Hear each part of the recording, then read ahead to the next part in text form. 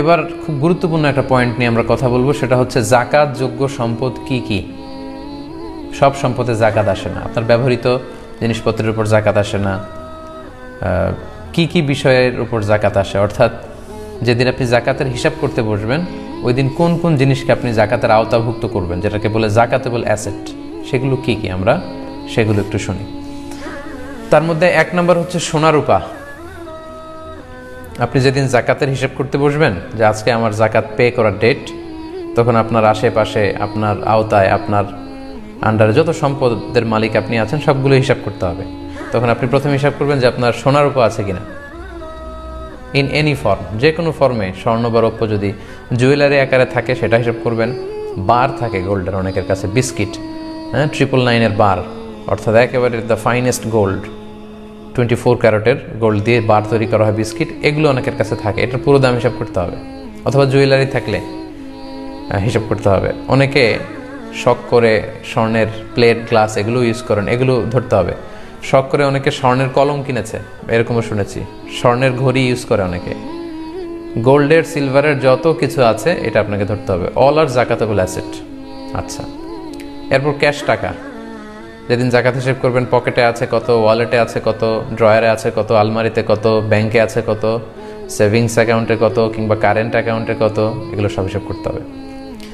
এরপর কিছু আছে ইজিলি লিকুইডেট করা যায়, মানে এগুলো ভাঙালি টাকা পাওয়া যায়, এগুলো হিসাব করবেন। যেমন প্রাইস বন্ড কিনে রাখে অনেকে, সঞ্চয়পত্র কিনে রাখে, যেটা ডাক বিভাগের সঞ্চয়পত্র। অবশ্যই এটার থেকে যে প্রফিট আসে এটা সুদ, ওইটার উপর জাকাত আসে না, ওইটা সওয়াবের নিয়ত ছাড়া আপনি জনকল্যাণমূলক কাজে দান করে দিবেন, কিন্তু মূল যে টাকা ওইটার উপর জাকাত আসবে।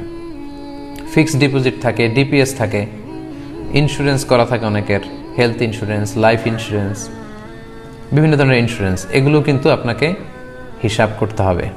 যেদিন আপনি জাকাতের হিসাব করতে বসেছেন ওই দিন সব হিসাব করবেন। কীভাবে করবেন? যেদিন জাকাত হিসাব করবেন ওই দিনের ডিপোজিট বা ইন্স্যুরেন্সের জন্য আপনি একটা স্টেটমেন্ট নেবেন, ওই কোম্পানি থেকে বা ব্যাংক থেকে একটা স্টেটমেন্ট নিয়ে নিতে হবে। আপনি জিজ্ঞেস করবেন যে আজকে যদি এই ইন্স্যুরেন্সটা আমি ভেঙে ফেলি তাহলে কত টাকা পাওয়া যাবে। যেহেতু ম্যাচিউরড হলে শেষে আপনি একটা টাকা পাবেন, বা ডিপোজিটের শেষে একটা টাকা পাবেন, কিন্তু আজকে যদি আমি এটাকে ভেঙে ফেলি তাহলে কত টাকা পাওয়া যাবে। তখন তারা একটা স্টেটমেন্ট আপনাকে দিবে যে আজকে এটার কত স্থিতি দেখানো হচ্ছে, ওই টাকাটা আপনাকে নোট করতে হবে। ওইটা জাকাতেবল অ্যাসেট, ওইটা আপনি হিসাব করবেন। আশা করি বিষয়টা বুঝতে পেরেছেন। এরপর সম্মানিত দিনী ভাই এবং বোনেরা, ব্যবসার সম্পদে কিন্তু জাকাত দিতে হয়, যেটাকে আরবিতে আমরা বলি উরুদুত তিজারা। যে সমস্ত জিনিস আপনি বিক্রয় করার নিয়তে কিনেছেন আপনার কিন্তু সেটা থেকে জাকাত দিতে হবে। বিক্রির নিয়ত না থাকলে, বিজনেসের নিয়ত না থাকলে জাকাত দেয়া লাগে না।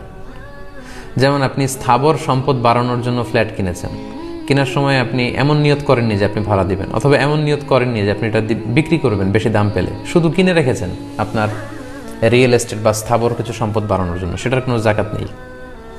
অথবা জমি কিনে রেখেছেন, মশালাটা খুব ভালো করে বুঝতে হবে। জমি কিনে রেখেছেন কিংবা ফ্ল্যাট কিনে রেখেছেন স্থাবর সম্পত্তি বাড়ানোর জন্য, এটা দিয়ে বিজনেসও করতে চান না, এটা ভাড়াতেও খাটাতে চান না, সম্পদ এমনি পড়ে থাকবে, এটার উপর জাকাত আসে না। যদি ভাড়া খাটাতে চান ভাড়ার উপর জাকাত আসবে, যদি বিক্রি করতে চান তাহলে পুরো সম্পদের উপর জাকাত আসবে। তো তাহলে আপনি যদি বিজনেসম্যান হয়ে থাকেন আপনার ব্যবসার সম্পদে কিন্তু জাকাত আসবে। সেক্ষেত্রে আপনার ব্যবসা প্রতিষ্ঠানে যেগুলো বিক্রি করার জন্য আপনি নিয়ে বসেছেন সেগুলোর হিসাবটা ওই দিন করতে হবে যেদিন আপনি জাকাতের হিসাব করবেন। কিন্তু আপনার ব্যবসা প্রতিষ্ঠানে, আপনার কোম্পানিতে যে ফিক্সড অ্যাসেট আছে এগুলো কিন্তু হিসাব করা লাগবে না। যেমন আপনার একটা ফ্যাক্টরি আছে, ওই ফ্যাক্টরিতে যে ফিক্সড অ্যাসেট আছে, লেটস সে ফ্যাক্টরির যে জায়গার উপর ফ্যাক্টরি গড়ে তুলেছেন ওইটার হিসাব করা লাগবে না, এটা জাকাতেবল অ্যাসেট না। তারপর আপনার ফ্যাক্টরিতে যে মেশিনারিজ আছে, টেবিল চেয়ার আছে, কম্পিউটার আছে, ফ্যান আছে, এগুলো হিসাব করা লাগবে না। আপনার ফ্যাক্টরি থেকে প্রোডাক্ট বা মালামাল আনা নেওয়া করার জন্য আপনার ভ্যান গাড়ি আছে, লরি আছে, ট্রাক আছে, পিক আপ আছে, এগুলো হিসাবে আসবে না। বরং আপনার ফ্যাক্টরিতে যেটা আপনি উৎপাদন করে বিক্রি করেন ওই পণ্য কী পরিমাণ আছে, অথবা ওইটার র ম্যাটেরিয়াল কী পরিমাণ আছে, এগুলো হিসাব করতে হবে। এইভাবে ব্যবসায়ীদের হিসাবটা করে ফেলতে হয়। এবার আসেন শেয়ার বাজারে। আমাদের যে শেয়ারগুলো থাকে এগুলোও কিন্তু জাকাতেবল অ্যাসেট, এগুলোর উপর জাকাত আসে। অর্থাৎ আপনি যেদিন জাকাতের হিসাব করবেন ওই দিন আপনার শেয়ারের হিসাব করবেন। শেয়ার দুই ধরনের হয়, একটা হচ্ছে প্রাইমারি মার্কেটে একটা নেট ভ্যালু ফিক্স করে দেওয়া হয়, পরে এটা সেকেন্ডারি মার্কেটের দাম বাড়তে থাকে, ভালো দাম পেলে অনেকে বিক্রি করে। তো যেদিন আপনি জাকাতের হিসাব করবেন ওই দিন আপনার শেয়ারের সেকেন্ডারি মার্কেটে বিক্রয়ের জন্য যদি হয়, তাহলে ওই দিন যেই মূল্য বাজারে দেখাচ্ছে, মানে এখনই এই শেয়ারগুলো বিক্রি করে দিলে আপনি যত টাকা পাবেন এটা আপনাকে হিসাব করতে হবে। এটা কিন্তু জাকাতেবল অ্যাসেট, জাকাতযোগ্য সম্পদ, এটাকে আপনাকে হিসাব করতে হবে। আর কিছু কিছু শেয়ার আছে বিভিন্ন কোম্পানিতে বিনিয়োগ করেছেন, বিভিন্ন কোম্পানির শেয়ার আপনি কিনেছেন লং টার্ম ইনভেস্টমেন্টের জন্য, সেক্ষেত্রে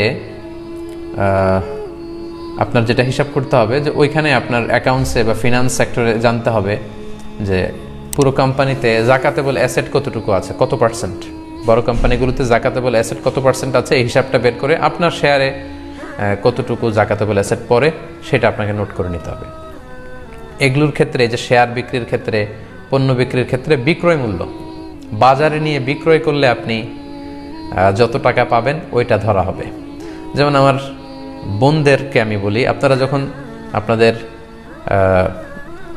নাকফুল, কানফুল কিংবা গলার যে নেকলেস আছে, হাতের চুড়ি, এই যে আপনাদের অলংকারগুলো, এগুলো আপনি যত দিয়ে কিনেছিলেন সেটা কিন্তু আপনি হিসাব করবেন না জাকাত শেয়ার করার দিন। আই রিপিট, আমি আমার প্রিয় বোনদেরকে বলছি, আপনার যে নাকের গহনা, কানের গহনা, গলার গহনা, হ্যাঁ, আপনার যে অর্নামেন্টস বা জুয়েলারিগুলো আছে, লেটসে আপনি 7 লক্ষ টাকার গহনা কিনেছিলেন গত বছর, তার মানে আপনি নিশ্চয় পরিমাণ সম্পদের মালিক। এই বছর যখন আপনি জাকাত দিবেন তখন কিন্তু এটার মূল্যমান আপনি 7 লক্ষ ধরবেন না। এই 7 লক্ষ টাকার গহনা অর্নামেন্টসগুলো বাজারে নিয়ে বিক্রি করলে যত দাম পাবেন, মানে বিক্রয় মূল্য, সব সময় বিক্রয় মূল্যটা ধরতে হবে, ওই টাকার উপর জাকাত আসবে। যেমন আপনি যদি 7 লক্ষ টাকার জুয়েলারি কিনে থাকেন, এখানে মেকিং চার্জ বাদ দিতে হবে, কারণ এগুলো যখন কারিগররা অলংকার বা গহনা বানিয়েছে একটা মেকিং চার্জ আছে, ওইটা বাদ দিবেন। এখানে খাদ আছে, এগুলোর দাম বাদ দিতে হবে। তো সাধারণত আপনি গহনা নিয়ে যদি বাজারে বিক্রি করতে যান, তারা মূল দামের 20% কেটে রেখে দেবে, 20% বাদ দিয়ে বাকি দামটা আপনাকে দিবে, ওই দামটার 2.5% আপনি জাকাত দিবেন। প্রিয় বোনেরা, এই বিষয়টা আপনাদেরকে খেয়াল রাখতে হবে। তাহলে এই পয়েন্টে আমরা জানতে পারলাম জাকাতযোগ্য সম্পদ কি কি। যে সম্পদগুলোর কথা আমি উল্লেখ করেছি সাধারণত এগুলো হচ্ছে জাকাতেবল অ্যাসেট, এবং জাকাত হিসেব করার সময় এগুলোর উপর আপনাকে জাকাত দিতে হবে, এবং যেদিন আপনি জাকাত হিসেব করবেন সেদিন এগুলোর উপর আপনাকে জাকাত আদায় করে দিতে হবে।